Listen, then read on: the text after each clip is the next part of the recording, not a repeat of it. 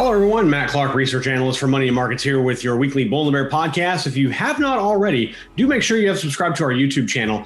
You'll find a lot of great new content on there each and every week with Chief Investment Strategist Adam O'Dell, Green Zone Fortunes co-editor Charles Sizemore, and myself. Again, we post stuff up every week, so make sure you subscribe, hit the subscribe button down there, and then mash that notification bell and get notified every time we release a new video. Now, on with today's podcast, I want to jump right into it today.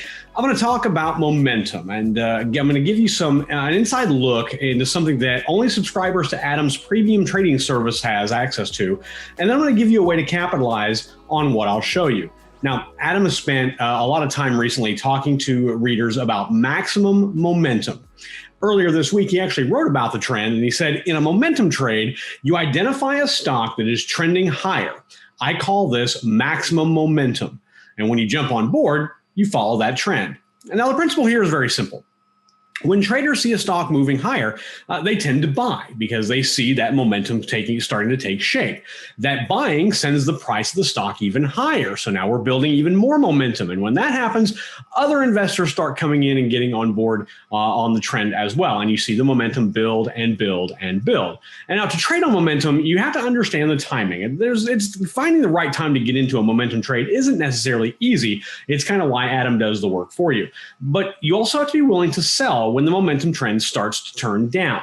And if it's done systematically and with some discipline, it actually works. Now, we use this methodology in Adam's Green Zone Fortunes trading service. So as we use momentum along with 5 other equally weighted factors to score a stock. We use 3 that are fundamental and 3 that are technical. And we like to really see a solid momentum factor score when we make a trade in Green Zone Fortunes. Now, part of my job as a research analyst for this whole umbrella here is I get to analyze the nuts and bolts of our Green Zone rating system each and every week. And this includes identifying our 10 hot list stocks that we provide every week on moneyandmarkets.com. You can access the rating for thousands of stocks for free at moneyandmarkets.com. We've got a little bar up at the top of our homepage. You just type in any ticker or company name, and you will see our proprietary Green Zone rating for that stock. Very cool tip, very cool tool rather, and it is absolutely free. Now, that analysis that I do on a very regular basis also includes breaking down 11 major sectors of the S&P 500. And this helps to generate our weekly leaders and laggards board that's offered to our premium service subscribers. Now, the board ranks all 11 sectors and determines which of these sectors are what we call buy qualified, or which sectors are basically outperforming the others and are ones that are more advantageous to get into. Now, I'm not going to show you the board, but I am going to show you which sector has been showing strong performance over the course of this year. Now, I started by analyzing 5 sectors of the S&P 500: consumer discretionary, consumer staples, communication services, financials, and industrials. Those are really the big ones to look at. There are others, but those are the 5 I just kind of want to pare it down and get a good comparison. Now, since the start of the year, all 5 of those sectors have turned in positive return percentages. However, one does stand head and shoulders above the others. The financial sector of the S&P 500 has a total return of nearly 39% to date, and that's higher than the other 4 that I analyzed. Consumer discretionary is only about 24.6%, communication services only about 23%, industrials about 20%, and then consumer staples at 9.6%. So the performance of the financial sector has been consistent since March, meaning that it has led the other 4 sectors in returns over the last 9 months. So it's been relatively consistent over the course of that term.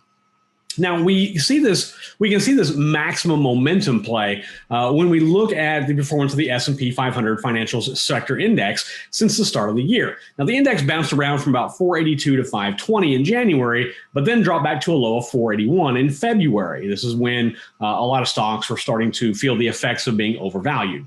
Now, since then, the index has climbed nearly 40% to a value of 669.91 as of this recording today.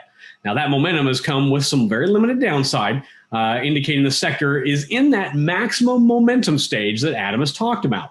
Now, if you check out our hot list at moneyandmarkets.com, we put it up every week. You may have spotted a bit of a trend related to stocks that we've had on the list over the last several weeks. Community or regional banks have been a big catalyst for the financial sector, and it leads me to showing you how you can play this maximum momentum trend with this potential for very strong profits. Now, to capitalize on the maximum momentum of the financial sector and the catalyst behind that, which I consider to be regional and community banks, I would recommend the Spider Regional Banks ETF. It trades on ARCA under KRE.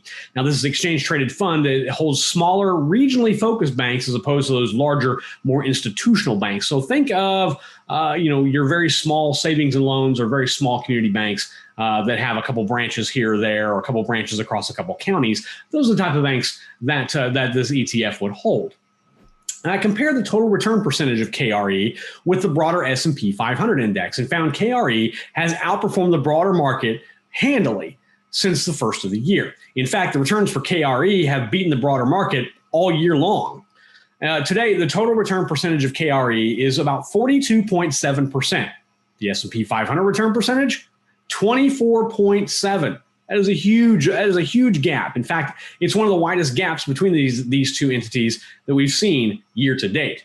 Now, as of this recording, KRE has actually jumped 2 more percent on the day, showing that it has captured that maximum momentum that we've talked about.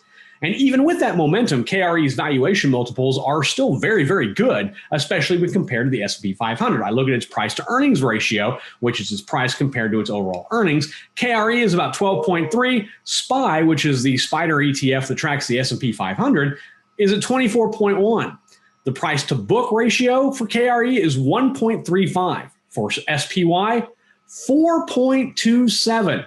So it's 3 times lower than SPY in terms of price to book, and nearly half, in fact, it is half of the price to earnings ratio of SPY is KRE. So all this tells me that KRE is a great way to jump into this trend of financial stocks outperforming its sector cousins, and because both come with maximum momentum, and KRE is still a much, much better value than the broader market. Now, I want to look at last week's poll question that we put up on YouTube. It kind of revolved around meme stocks. We asked what, if any, meme stocks you've invested in throughout the course of the year. Now, a majority of you, about 45%, said you invested in AMC Entertainment. That's valid. That was probably the biggest meme stock we had. While 16% said you invested in either GameStop or Clover Health. Now, GameStop was kind of the catalyst, was the start of meme stocks, and Clover Health was kind of under the radar. So it was interesting that those two kind of paired up evenly.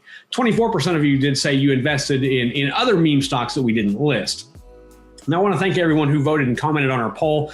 We do them each and every week, so make sure you check back and vote. It's right under our community tab on our YouTube channels where you can find all these polls. Now, we've got a lot of great content on YouTube, from Ask Adam Anything to Investing with Charles and our weekly marijuana market update.